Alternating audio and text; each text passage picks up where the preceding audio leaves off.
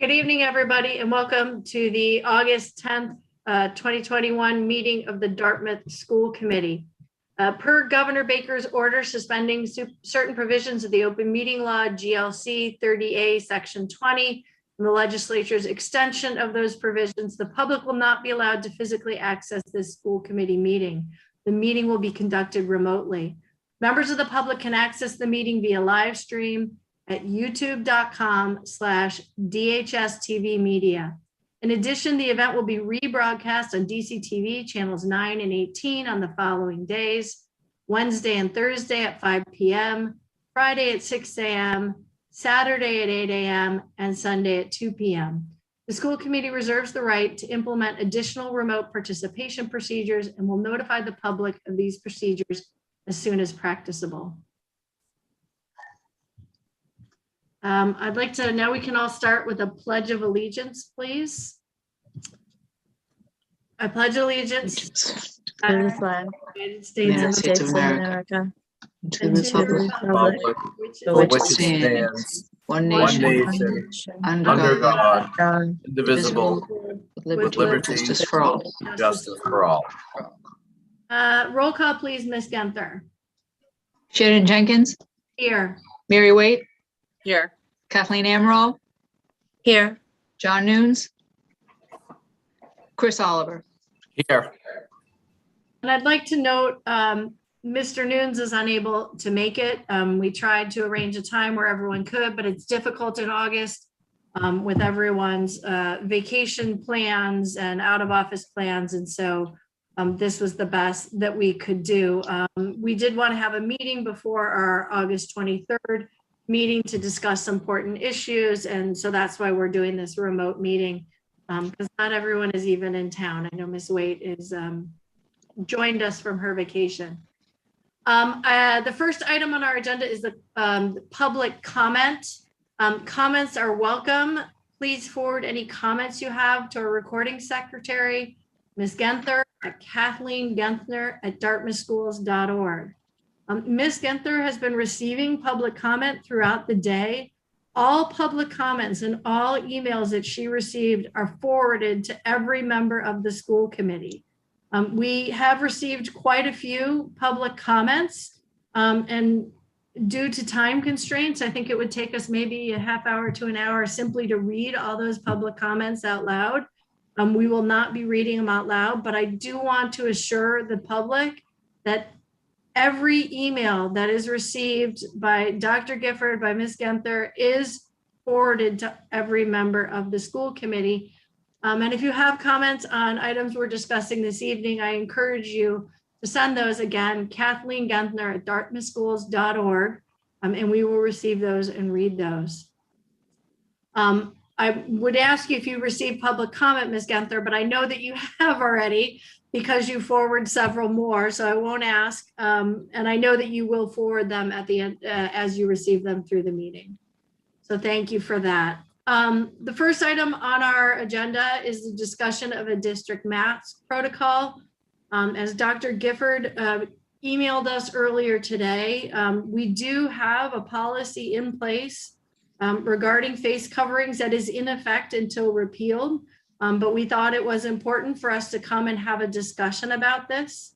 The other important thing I want to note before I hand it over to Dr. Gifford is that under current CDC guidelines, masking is required on buses, right? So regardless of what we do, masks will be required on buses because we do not control that decision.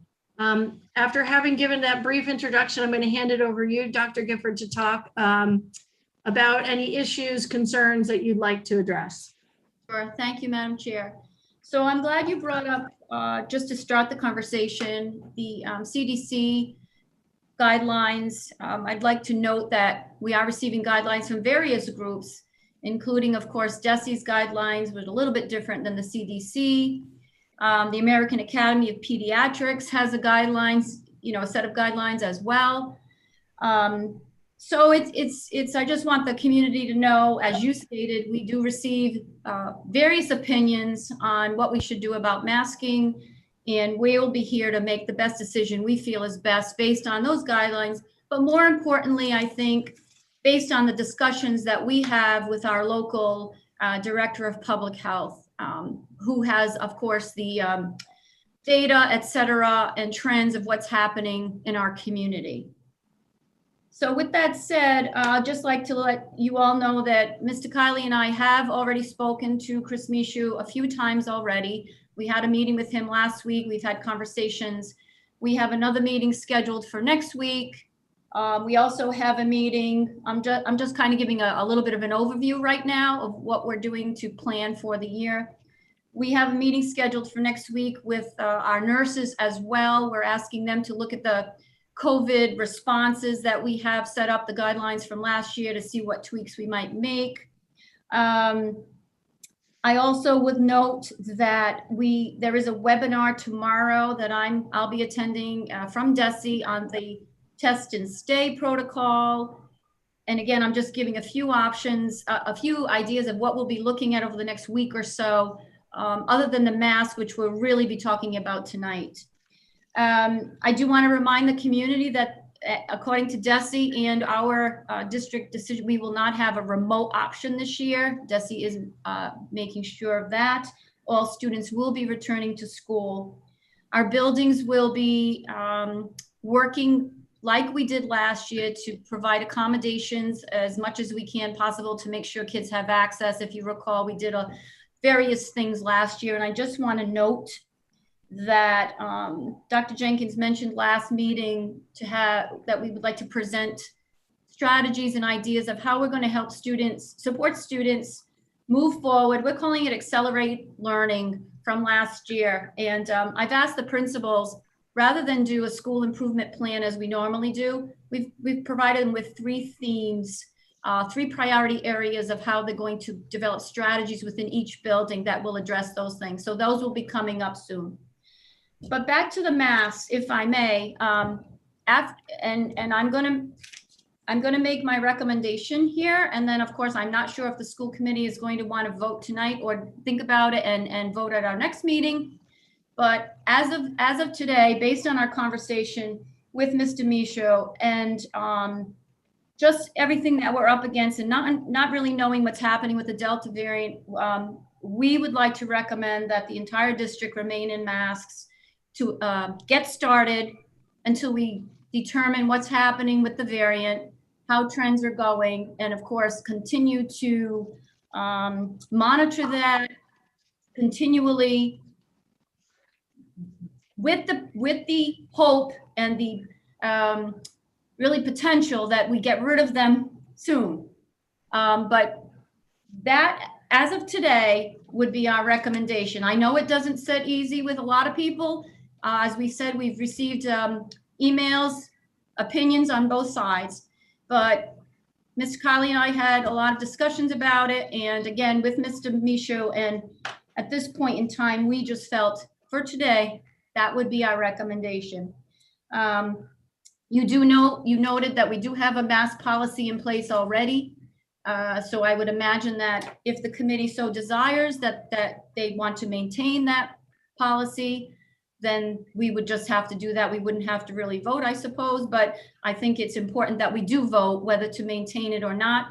And once again, whether it's tonight or you want to postpone that until the next meeting, whereby we will also have more updates once we have the webinar on the test and stay, more discussions, what would be our protocols for COVID response, quarantining, etc. So that will be coming a little bit later as well as we gather more information.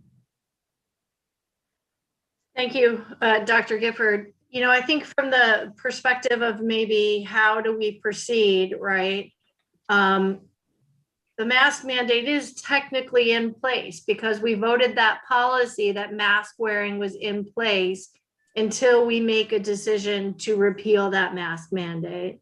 And so I think it kind of behooves us at every meeting moving forward to ask ourselves, are we ready to repeal that mask mandate? And if so, then we can make a motion to repeal that or not.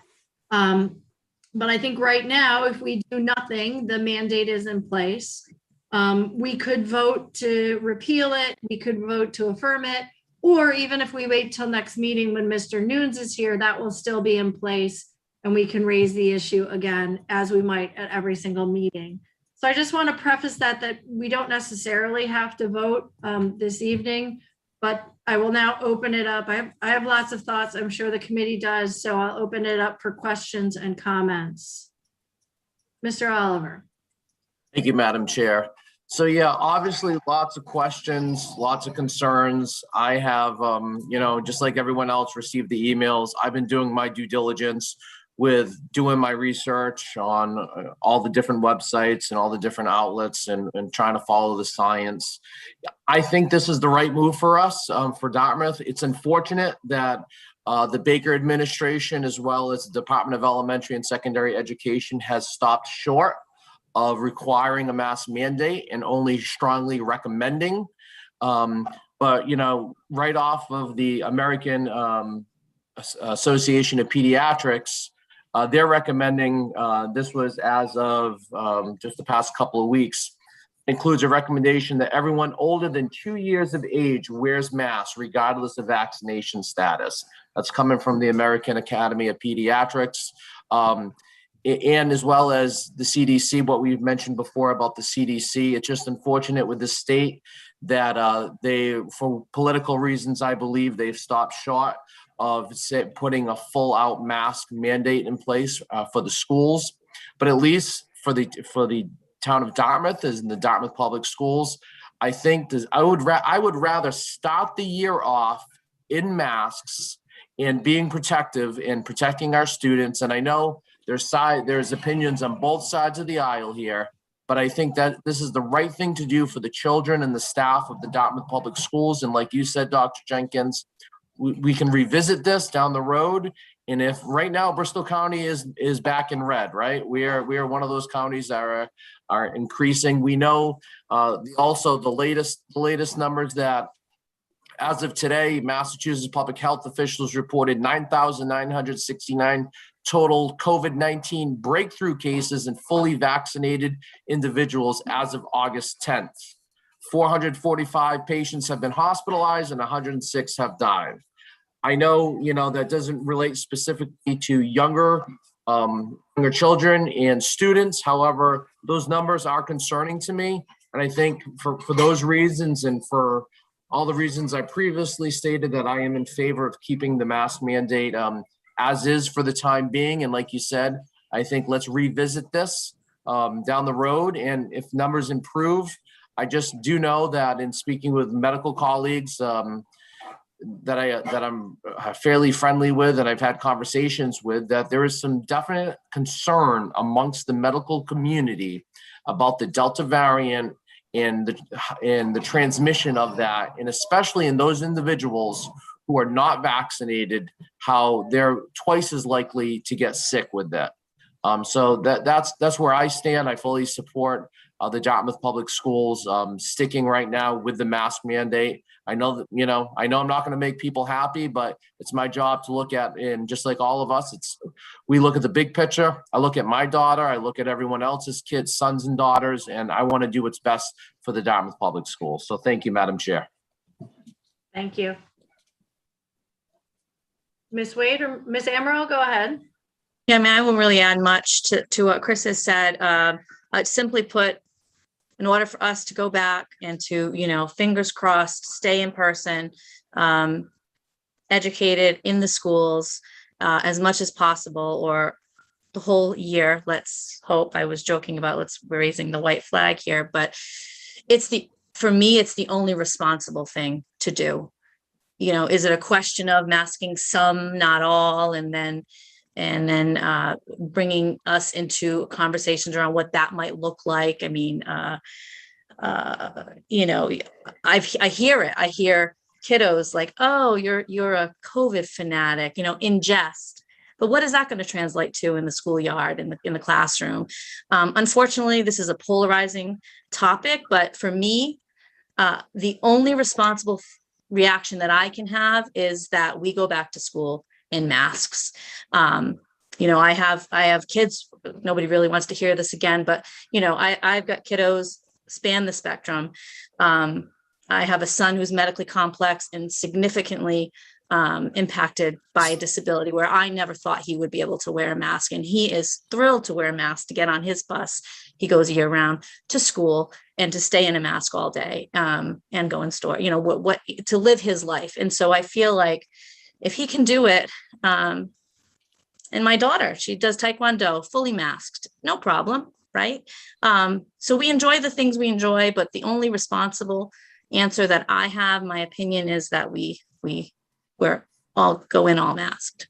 So that's all. Thank you, Ms. Amaral. Ms. Waite? Yeah, I think I'll echo my colleagues, but I also just wanted to, getting back, Dr. Gifford, what did Mr. Michaud, what did he say? What were his comments? Because I know you touched on, and this is a policy that I know that he wants and he wants to see in place, but specifically before I kind of add my take, what was his rationale and his concerns that he was forwarding?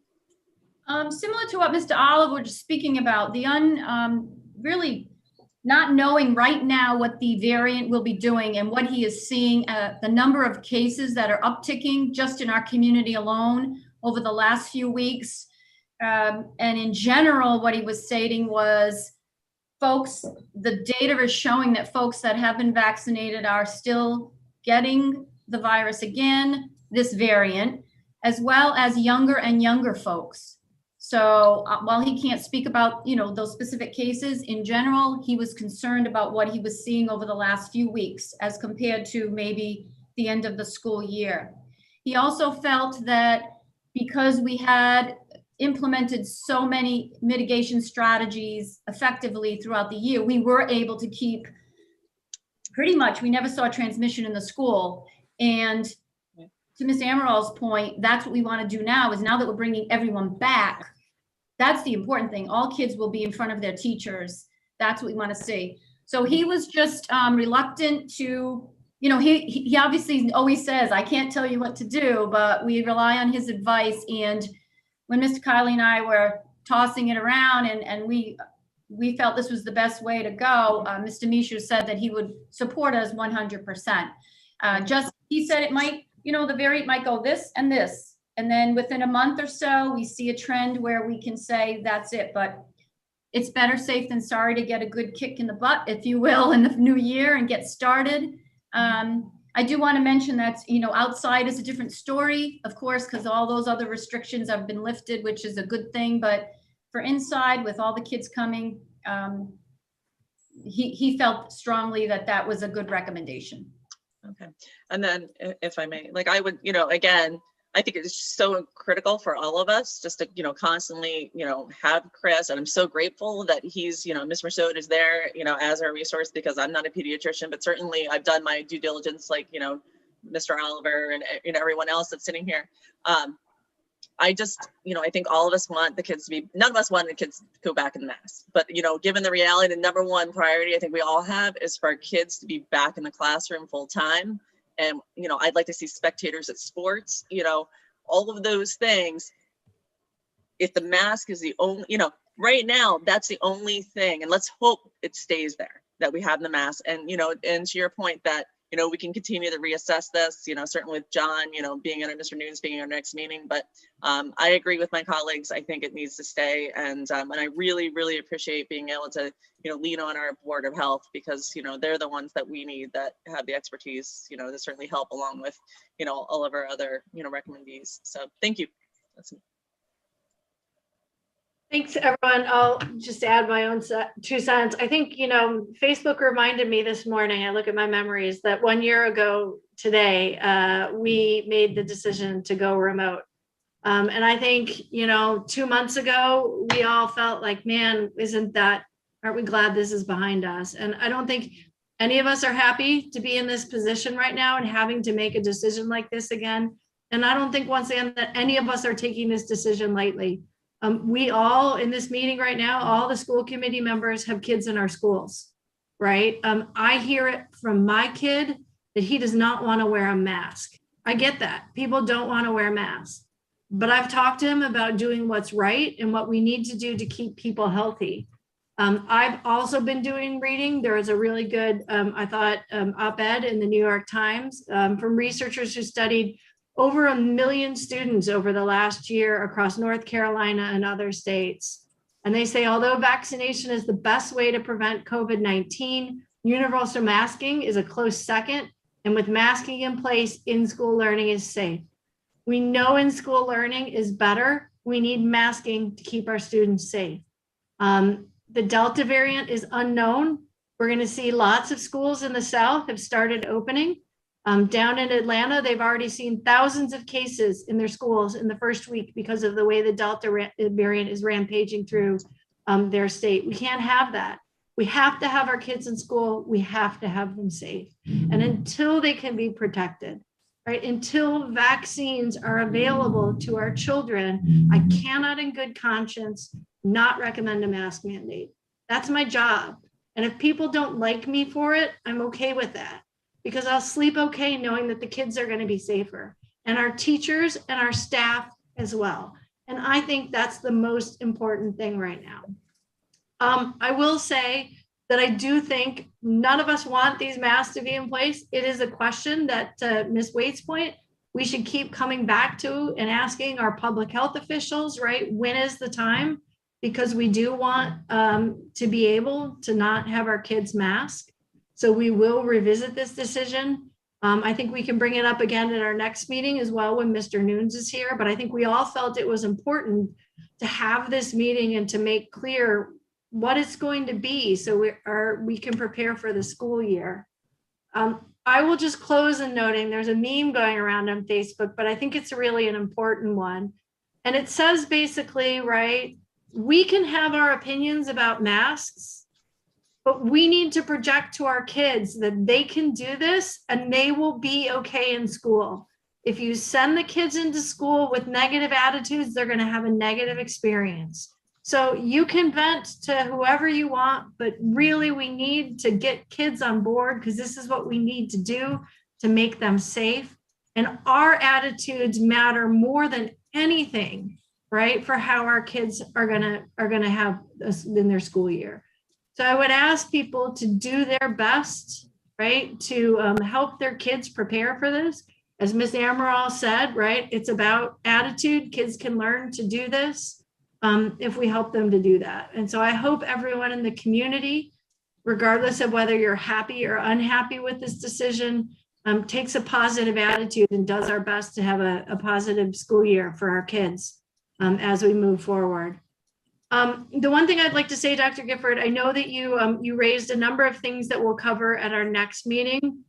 I think in some of the emails that we've been receiving, some of the people, again, a lot of people were remote last year. My kids were in remote school last year. That's not an option for some families. And I think some of them have questions about protocols and what we're going to do. And so I think it will be helpful at our next meeting if we can put that on the agenda to sort of talk through what's the same, what's different, what we're doing. People can feel comfortable with what we have in place to keep their kids safe. Right, agreed. And as last year, we'll continue to keep the community updated through not only this meeting, but newsletters and those kinds of things as well. So we do have a few more things to work through, but we'll be able to update everyone ASAP. Mm-hmm. So I'd like to ask the committee, as I noted, we don't really need to vote on anything tonight because the policy is in place. If someone would like to make a motion regarding masking or something, we can do that, but I think we're fine with not making any motions unless someone wants to do that. Mr. Oliver, would you have something to add or? No, I would agree with you, Madam Chair. We have the policy on the books as is. I'm comfortable keeping it as is. I don't think a motion, at least in my opinion, I don't think a motion is necessary at this time. Just reiterating, going back to what I had said earlier, I just want to see our students back in school day one in one cohort, not two cohorts, in front of their teachers. And I think this is the best way to accomplish that. So thank you, everyone. I couldn't agree more with Mr. Oliver that the most important thing is to get our kids back in school safely this year. And we're going to do what we need to do that safely. The only other item on our agenda for the evening is any other business that may not have been anticipated at the posting. Does anyone have anything else that they would like to add? Ms. Amaral. I just want to pull up the date so I say it right. Just in reference to like some of the ESSER funding and the stakeholder requirements around that, I've been working with our special education office through my special education parent advisory council hat, and we will be hosting on the 25th of August. There'll be 2 sessions. There'll be webinar sessions where we will invite parents of students on IEPs. I think it's ELL, homeless is like a certain criteria. It'll be on the Facebook page, and I'm sure the district will share the flyer about it. I just don't have that out yet. So August 25th, an information session, and then an opportunity to sort of fill in some thoughts around the funding and ideas, and that will be 1:30 to 2, and then 5:30 to 6, like I said, via like a webinar Zoom. So be on the lookout for that. That's all. Great, thank you so much. Does anyone have anything else that they would like to add? Mr. Oliver.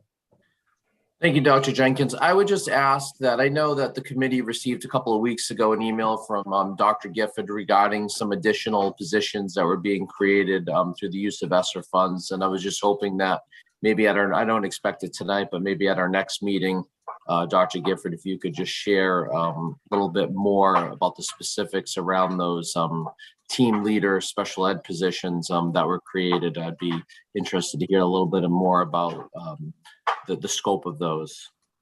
Absolutely. We'll be prepared to provide you with all that information, as well as just want to mention tonight, to Ms. Amaral's point, we've also scheduled meetings with our special education staff and as well as our related services. And we're planning on doing a short survey to various groups specific to like the L population, parents of foster children, so we can make sure that we've hit all the areas. So we'll be doing that as well, but we'll have that information at our next meeting.